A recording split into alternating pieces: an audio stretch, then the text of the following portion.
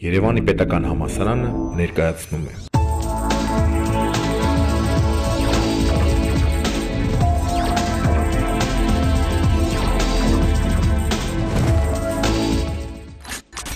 Քաղաքական նոր զարգացումները մերձավոր արևելքում որոշակի աշխարհաքաղաքական տեղաշարժեր կարող են առաջացնել նաև մեր տարածաշրջանում։ Բարև ձեզ։ Եթերում գիտակն է։ Գերակա քաղաքականությունը թելադրում է Միացյալ Նահանգները։ Դա մեզ համար իսկապես մարտահրավեր է որոշակի հանդիսանալու։ Եվ սա նույնպես կարևոր էր եւ բացի այդ Ավելի կարևոր է այստեղ ընտրություն կատարելը։ Կարճաժամկետում դժվար կլինի հստակ ասել։ Միայն ռեժիմների փոփոխությունը չի, որի հայտ է գալիս։ Եվ չմոռանանք այստեղ եվրոպական դաշտը։ Հայկականության համար մշտապես ցանկալի է եղել կայունությունը։ Տաղավարում հյուրընկալել ենք պատմական գիտությունների թեկնածու Ալիկ Ղարիբյանին, պատմական գիտությունների թեկնածու միջազգային հարաբերությունների մասնագետ Վահրամ Պետրոսյանին եւ պատմական գիտությունների թեկնածու միջազգային հարաբերությունների մասնագետ Մենուա Սողոմոնյանին։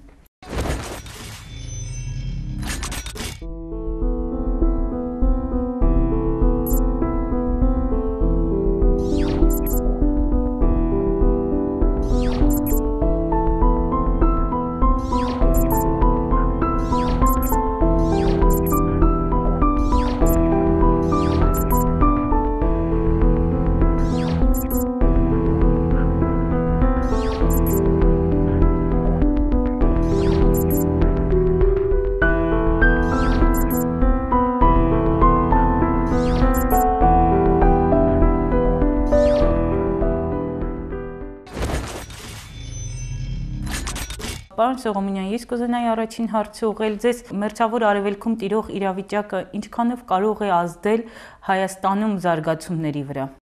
Այսօր միջազգային հանրության մոտ կա ընդունված այդպիսի ընդհանուր առմամբ ընդունված տեսակետ, որ մերձավոր արևելյան իրադարձությունները կամ այսպես կոչված արաբական գարունը արդյունք էին տասնամյակներ շարունակ կուտակված բացասական լիցքերի ժայթման, բացասական լիցքեր, որոնք առնչվում են սոցիալ-տնտեսական հիմնախնդիրներին, ինչպես նաև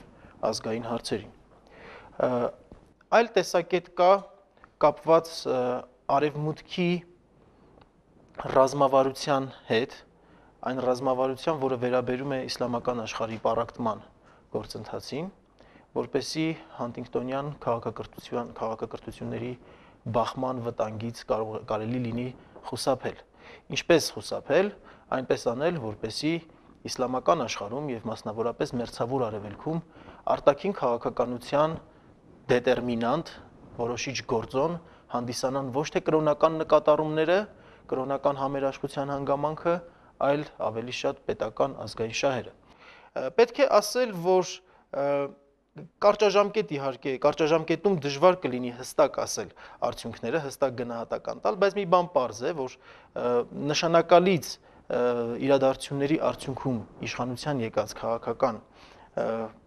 շատ ուժեր, հատկապես օրինակ արաբական աշխարհի լիդերներից մեկում Եգիպտոսում իշխանության են եկել նորից իսլամիստական ուժեր։ Թունիսում, որը արաբական երկրների կամ գոնե կարելի ասել հյուսաֆրիկյան երկրների մեջ այն երկիրն էր, որը ավելի շատ էր արևմուտքի հետ կապված, այստեղ եւս ուրեմն իշխանության գլուխ են եկել իսլամիստական ուժերը։ Հետևաբար ակնկալել, որ արևմուտքի այն հույսը, որ արտաքին պետությունների արտաքին քաղաքականության մեջ այլևս չեն գերակայի կրոնական նկատառումները, կարծես թե այս պահի դրությամբ իջիկ է դառնում։ Մեծ տերությունների դիրքորոշումը այս խնդրի շուրջ ինչպեսին է, պարոն Պետրոսյան։ Հատկապես Քրդստանի, եթե անդրադառնանք այս կոնտեքստում։ Այս իրողությունները,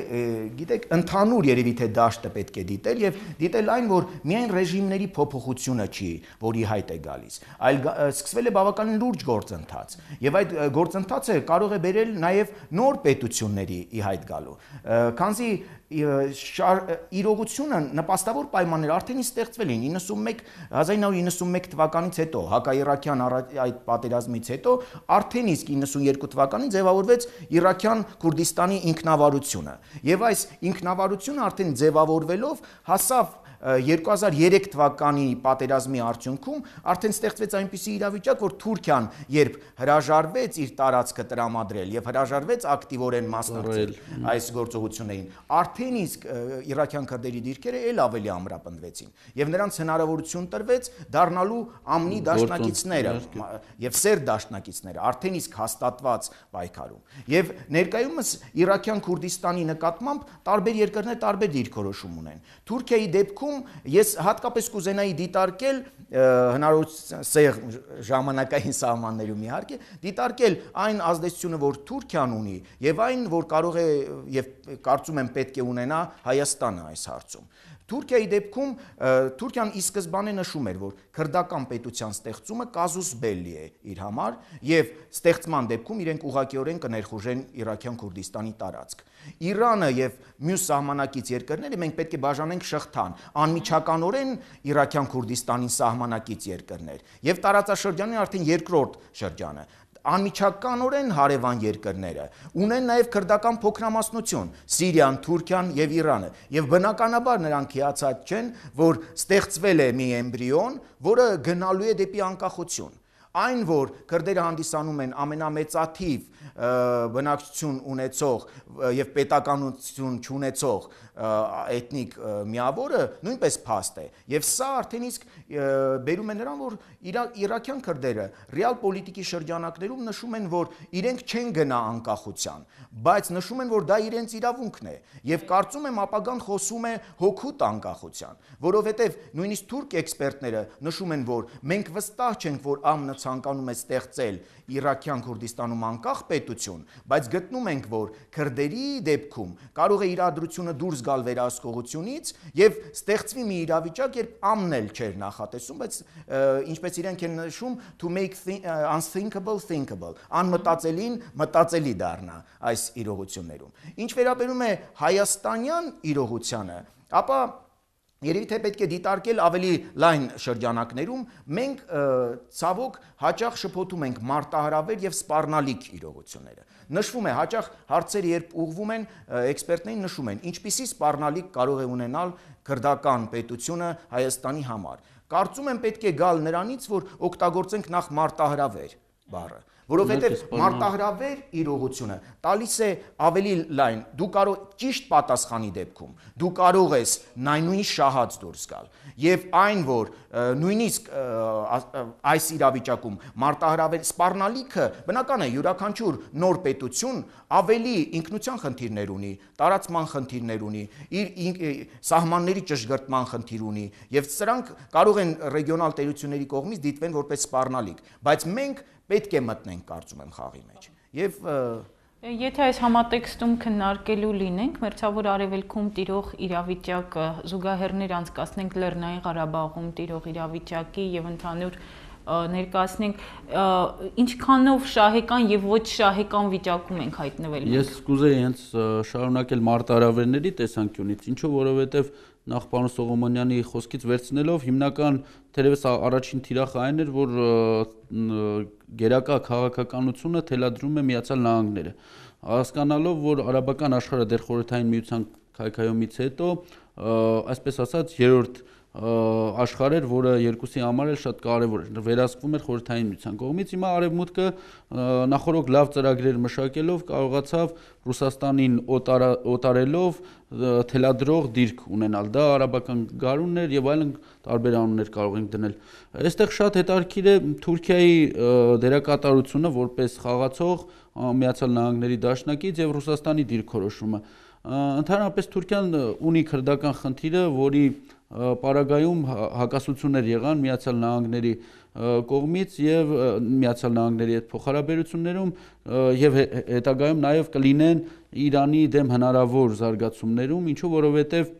անընդհատ արևմուտքը պահանջում է Թուրքիային որպես դաշնակից կատարել իր պարտավորությունները, որոնք ստանձնել է։ Ինչ դեր է վերապահված Թուրքիային այս իրավիճակում։ Գիտեք ինչ, այս երբ մենք վերցնում ենք նախորդ միսիան եւ Թուրքիան մի քանի փուլերով է անցել, որոնք կարծես թե անցել են աննկատ, բայց ոչ մասնագետի համար աննկատ, որովհետեւ նախկինում երբ Իրանի իսլամական հեղափոխությունից առաջ կոնկրետ շահական Իրանը բոլորին մեկ ոտքն էր, մյուս ոտքը ամնի համար միջին մերձավոր արևելքում Իսրայելն էր եւ երբ իսլամական հեղափոխություն տեղ գտավ Իրանում, կարծես թե այդ երկրորդ ոտքի դերը սկսեց խաղալ Թուրքիան։ Եվ այնը պահանջված էր, սա հարկադրված քայլ էր եւ ամենևին նախապատվելի դաշնակիցը չէր ամնի համար։ Թեև մշտապես ԱՄՆ-ի եւ Թուրքիայի միջև հարաբերությունները բնական է զարգացել են եւ սառը պատերազմյան հոգեբանությամբ են զարգացել, խորացել։ Սակայն հետագայում ԱՄՆ-ը ներկայացրեց սառը պատերազմից հետո արդեն ԱՄՆ-ը ցանկացավ Թուրքիան ներկայացնել իբրև աշխարհիկ էությամբ մուսուլմանական, բայց աշխարհիկ մոդել։ Եվ սա նույնպես կարևոր էր եւ բացի այդ թուրքախոս երկիր, որը պիտի կարծես թե միջնորդավորված տարածի նաեւ արևմտյան արժեքը որպես աշխարհիկ, տարածի նաեւ կենտրոնական Ասիայում, Անդրկովկասում, որը վերակոչվեց Հարավային Կովկաս եւ այլն։ Ներկայումս մի փոքր էլի փոփոխություն տեղ գտավ։ Մասնավորապես արդեն Թուրքիան ոչ թե աշխարհիկ մոդելի է, այլ լիբերալ իսլամի մոդել է։ Եվ տեսնում եք, որակական իմաստով բազմաթիվ փոփոխություններ կրեց։ Եվ ներկայումս արդեն իսկ մասնագետների կարծիքով, հատկապես արևմտյան մասնագետների կարծիքով, նեոօսմանիզմի նաեւ դոկտրինի Դավութօղլուի այդ մշակած, իհարկե լավ մոռացված հիններ, բայց առաջ քաշված այս տեսակետը արդեն իսկ բերում է նրան, որ նեոօսմանիզմի պայմաններում շատերի կարծիքով կարծես թե վերստին ձևավորում է կայսերական այդ հոգեբանությունը իրանական աշխարհի, իրանական շահերի եւ թուրքական շահերի միջեւ։ Ավելի կարեւոր է այստեղ ընտրություն կատարելը դաշնակցի առումով, որովհետեւ քանի գնում են տարածաշրջանում սրվում են շահերի բախման անկյունները, այո, եւ այստեղ շատ հնարավոր է, որ հենց Թուրքիան կործանման եզրին հայտնվի իր խաղին զոհ գնալով, որ մարտահրավերներ են, ոչ սպառնալիքներ, էլի կոնկրետ այս պայմաններում, որովհետև մենք պիտի ըստ իս մի փոքր այլ ձևակերպում տամ, մեզանում պիտի վերանա գիքորական այդ կարծրատիպը, որ դուրս չգանք քաղաք, եւ որովհետեւ միջազգային հարաբերությունների մեջ չմտնենք, որովհետեւ այն ինչ մեր շրջանակներից դուրս է, կարծես թե մեր պատկերացումից դուրս է, այդպես չի։ Եվ ժամանակը ցույց տվեց, որ բազմաթիվ մարտահրավերների մենք տվել ենք միակ օպտիմալ պատասխանը։ Օպտիմալ այդ իրավիճակի համար երբեմն այլընտրանք ստեղծելով նույնիսկ, այլընտրանք թելադրողի դիրքով հանդես գալով։ Այս իրողությունը այնպես որ կարծում եմ մարտահրավերների այս դաշտում մենք ունենք ռեալ ռեսուրսների օգտագործման դեպքում մենք ունենք նաև adekvat պատասխան տալու հնարավորություն։ Իսկ ինչ զարգացումներ են սպասվում ձեր կարծիքով։ Մեր բանախոսների հնչեցրած մտքերը հիմք ունենալով եւ ձեր տված ձեր առաջադրած հարցադրումը առ այն թե ինչ ազդեցություն կարող է ունենալ եւ պարոն Պետրոսյանը ինչպես ասաց որ պետք է այո մտածել մարտահրավերների մասին, հենց մարտահրավերը հանդիսանում է այն, որ եւ ձեր ասածը ինչ զարգացում կարող է ունենալ, սպասվում է միանշանակ Թուրքիայի այս պահի դրությամբ սպասվում է Թուրքիայի դերակատարության աճ մերձավոր արևելյան տարածաշրջանում, քանի որ ինչպես պարոն Պետրոսյանը նշեց, այժմ Թուրքիան հանդես է գալիս ներկայանում է լիբերալ իսլամիզմի մոդելով եւ Էրդողանի վերջին այդ շրջայցը ցույց տվեց, որ մերձավոր արևելյան շատ պետություններ պատրաստ են ընդունելու այդ մոդելը, թուրքական մոդելը։ Եվ եթե պետությունները իրենց քաղաքական համակարգը փորձեն ադապտացնել, հա, փորձեն նմանեցնել թուրքական մոդելին, ապա այս դեպքում միանշանակ Թուրքիայի դերակատարությունը տարածաշրջանում աճելու է եւ հետեւապես դա մեզ համար իսկապես մարտահրավեր է որոշակի հանդիսանալու։ Բազմաթիվ կարելի է նշել ինչ առումով։ Մասնավորապես միջազգային կառույցներում Հայաստանի եւ Մերձավոր Արևելյան երկրների Հայաստանի եւ Մերձավոր Արևելյան երկրների կեցված որդեգրենք այդ հարցադրմանը, ինչով որովհետեւ Թուրքիայի դերակատարության աճը այսպես ասենք մի քիչ ավելի ակնառու դարձնել իմ կարծիքով տեղին չէ, ինչու որովհետեւ հիմնական խաղացողը էլի մնում է Միացյալ Նահանգներ, Ռուսաստան այդ փոխհարաբերությունների համատեքստում Թուրքիան որպես մոդել է օգտագործվում, իհարկե այդ իսլամական աշխարհում կրքերը հանդարտեցնելու համար, բայց արդյոք Թուրքիային թույլ կտրվի լիարժեք խաղացող լինել, ամբողջ թելադրողի դիրքերում հանդես գալ, ես մի քիչ թերահավատ եմ այս առումով, ինչու որովհետև դա ավելի շատ կախված է ռուս-ամերիկյան փոխհարաբերություններից։ Այստեղ ցանկացած պարագայում տեսեք Վրաստանի օրինակը, ցանկացած պարագայում որևէ երրորդ կողմ կարող է զոհ գնալ, զոհի կեցվածքով հանդես գալ, ինչու որովհետև մենք շատ ենք սիրում անընդհատ Վրաստանի օրինակներն ենք բերում, բայց Վրաստանը ինչ զոհողություն կատարեց, չէ՞, արևմուտքի դաշնակից հանդես գալու համար։ Ի զոհողությունը ասել թե adekvat կմարսվի այդ հասարակության վրաց հասարակության կողմից ես թերահավատ եմ, որովհետև նժարին ավելի շատ մենք երբեք օրինակ չենք կարող դնել Ղարաբաղի խնդիրը եւ կողմնորոշման խնդիրը նժարի վրա, որովհետեւ Ղարաբաղը մեր ինքնության, մեր կեցության, մեր գոյության, այսպես ասած գրավականն է։ Եվ այս պարագայում Թուրքիայի վիճակն ավելի ծանր է իմ կարծիքով, ինչու որովհետև ինքը ունի եւ քրդական խնդիր, եւ սեփական հասարակությանը իսլամից զերծ պահելու ծայրահեղ իսլամականությունից, որը էլի խնդիր է, ել չեմ խոսում դեմոկրատական արժեհամակարգ ներդնելու խնդիրը, որը արևմուտքի թիվ 1 պայմաններից մեկն է, եւ չմոռանանք այստեղ եվրոպական այսպես ասած դաշտը, որովհետև ճիշտ է այդ եվրոպական դաշտում Միացյալ Նահանգները թելադրող է որոշակի, բայց ներքին ռեսուրսներ կան, որոնց հետ Թուրքիան եւս ստիպված է հաշվի նստել։ Մերձավոր Արևելքում հայ համայնքների դերը ինչպես կարող են գնահատել, դերակատարությունը որն է հայ համայնքների եւ արդյոք այս իրավիճակը չի կարող սպառնալիք հանդիսանալ նրանց համար։ Ընդհանրապես թե Հայաստանի, թե հայ համայնքի, թե ընդհանրապես հայկականության համար մշտապես ցանկալի է եղել կայունությունը։ Հայի այդ շինարար ստեղծող հատկանիշները բնականաբար ավելի լավ են դրսևորվում կայունության պայմաններում։ Եվ եթե դիտարկելու լինենք մեր հայկական սփյուռքի տեղաշարժերը պատմության ընթացքում, այդ տեղաշարժերը մեծամասամբ առնչվել են տարբեր երկրներում, որտեղ որ նրանք բնակվել են, տեղի ունեցող ցնցումներին, քաղաքական անկայունությունների հետևանք են եղել։ Այդպես օրինակ, ինչպես օրինակ կարելի է նշել Լիբանանում տեղի ունեցող քաղաքացիական պատերազմները, Իրանում տեղի ունեցած իսլամական հեղափոխությունը եւ այլն, եւ իսկ ինչ պետք է անի հայ համայնքը, ինչ պետք է անի հայ համայնքը։ Ես այս կապակցությամբ կցանկանայի մի փոքրիկ պատմություն հիշել նորից քաղաքական ցնցումների եւ հայ համայնքի դիրքորոշման մասին, անգլիական բուրժուական հեղափոխության ժամանակ մի փոքրիկ հայ համայնք կար, որ ժամանակավորապես եկել էր բնակության Հոլանդիայից, Նիդերլանդներից եւ բնակվում էր Մեծ Բրիտանիայում եւ Կրոմվելը մոտենում է նրանց եւ հարցնում է. հիմա դուք ում կողմից եք, թագավորի կողմից եք թե մեր կողմից եք։ Հայերը նրանց տալիս են դիվանագիտական պատասխան, թե մեր գործը չի քաղաքականությունը, կայսրինը կայսրին, աստծուն աստծուն։ Կրոմվելը նրանց այնուհետեւ ասում է. ես գնում եմ եւ մի որոշ ժամանակ հետո վերադառնալու եմ, դուք ինձ կոնկրետ պատասխան կտաք։ Եթե չունենաք պատասխան, խնդրում եմ այստեղ չլինեք։ Կրոմվելի վերադարձի ժամանակ հայերը այլևս Անգլիայում չեն լինում։ Այսպիսով հայ համայնքի համար պետք է ըստ երևույթին հնարավորինս քաղաքական գործընթացների մեջ, քաղաքական պայքարի գործընթացների մեջ հնարավորինս չներգրավվի, որպեսզի նրա այդ տեղաշարժերը, հայ համայնքի սփյուռքի տեղաշարժերը այլևս չլինեն, որովհետև մեզ պետք է կայուն, ստաբիլ եւ նստակյաց սփյուռք է մեզ պետք է։ Ես կարծում եմ անկեղծ ասած հայերը ամեն տեղ էլ կլինեն, շարունակելու են լինել եւ դա ամենակարևոր մեր կեցության նախապայմաններից մեկն է, այսինքն մենք հարատևում ենք այնտեղ, որտեղ գտնում ենք հայերի համար նպաստավոր պայմաններ կան եւ այդ առումով ուղղակի վերջաբանը որպես այդպեսին իհարկե ամփոփիչ պետք է նշել, որ